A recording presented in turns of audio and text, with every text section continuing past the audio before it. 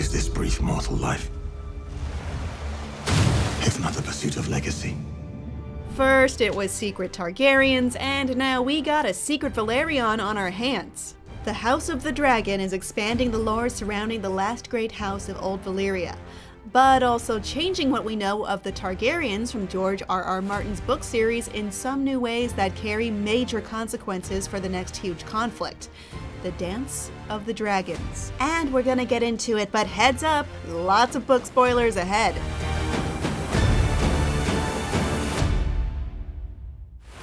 House of the Dragon's latest huge departure from the book canon now brings us a pretty important secret Valerian, namely Laenor Velaryon, son of the Sea Snake and royal consort to Rhaenyra Targaryen, the heir to the Iron Throne. Very important guy, this Laenor Velaryon, and now part of the two most powerful families in the Seven Kingdoms at that time.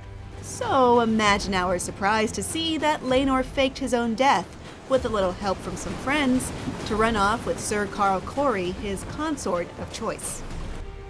Backing up a little, Laenor appeared in the final shot of episode 7 after we just watched his family go through some very real grief because they think he's not only just dead, but murdered and disfigured by Sir Carl, stuffed into a fireplace and his face burnt so badly that you can't even tell it's Laenor. Which is convenient because it's not Laenor at all. And here, House of the Dragon makes yet another pretty significant change to the lore originally presented in George R.R. Martin's Fire and Blood, the chronicling of the Targaryen kingdom from its beginning when Aegon the Conqueror first united the Seven Kingdoms to its end when Jaime Lannister ended the reign of Aerys the Mad King some 300 years later. Point is, Fire and Blood presents things as being one of a number of options from different sources, and House of the Dragon presents them definitively, according to the showrunners. When Rhaenyra and Daemon talk about tying the incestual knot, Daemon acknowledges that the realm will only acknowledge their union if Laenor is dead. Without hesitating, she's like, yeah, I know. And in that moment, we were supposed to think she really was cold enough to kill off Laenor, who is just a chill guy who prefers chiller vibes than the one the Red Keep has to offer, and given the opportunity to live the life he wants to live with Sir Carl, is serious enough about it to fake his own death. By making this choice, Laenor essentially cashes in on the opportunity Rhaenyra was offered by Criston Cole by just f***ing off completely to go live a life free of the duty and honor that rules the existence of the sons and daughters of Westeros' great houses. But where Rhaenyra was like, yeah, no thanks, Laenor apparently was like, yeah, yes please. And honestly, it's the smartest decision anyone's made on the show so far.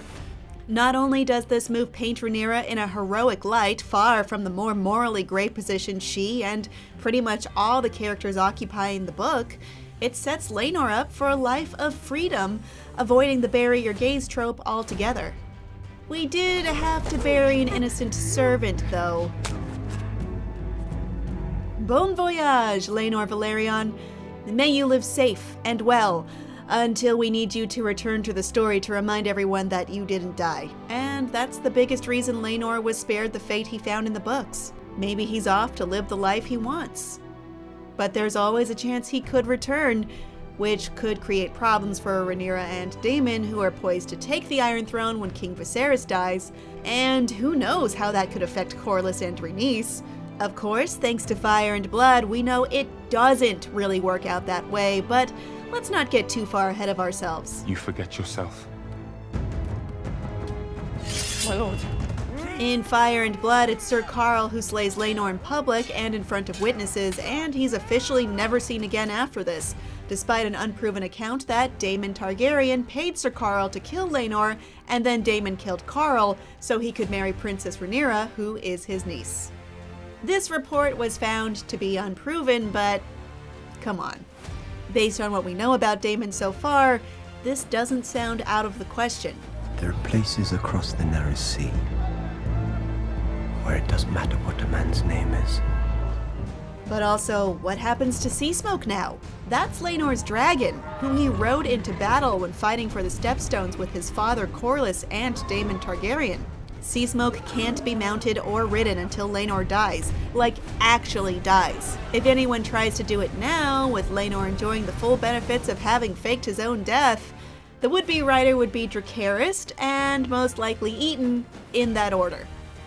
Of course, burning people and eating them right after is pretty standard dragon behavior, so if that happened, it probably wouldn't be unexpected. In the books, where Laenor actually died, Sea Smoke eventually bonds with a new rider, Adam Hull, who rode the dragon during the dance, fighting for Rhaenyra Targaryen's faction. But before Adam Hull claimed the beast, a bunch of other people tried, and all of them were killed or at least seriously injured. But that is the book continuity where Laenor really died. And thanks to this big change in the show, the secret that Laenor is still alive could be a sticking point if anyone tries to ride Sea Smoke. Perhaps the show is writing out Adam Hull, instead setting up Laenor's return to ride Sea Smoke into battle once the dance truly starts. If this is going to happen in the show, Laenor has to die for real, and since the actual Dance of the Dragons is still in the future, there's plenty of time for that to happen. Bad news is that even with a new rider, Sea Smoke is one of the many dragons who die in the dance, killed by the dragon Vermithor in the Second Battle of Tumbleton. Super important here to drop a simple reminder that Fire and Blood, the text from which all this was taken, is itself something of an unreliable report. In-universe, Fire and Blood is supposed to be a history written by Archmaester Gildain during the reign of Robert Baratheon. Many parts of the book are openly disputed within it, as the fictional Gildain draws upon sources, septons, maesters, and even a king's fool named Mushroom that even he acknowledges aren't totally trustworthy. Anyway, let us know what you think of House of the Dragon's canon changes down in the comments, or I don't know, send a dragon or whatever, but thank you so much for watching, and for more Game of Thrones, here's a full recap of Season 7 so you can remember how none of this really matters anyway. And don't forget to follow and subscribe to IGN wherever you like to watch. Where is duty? Where is sacrifice?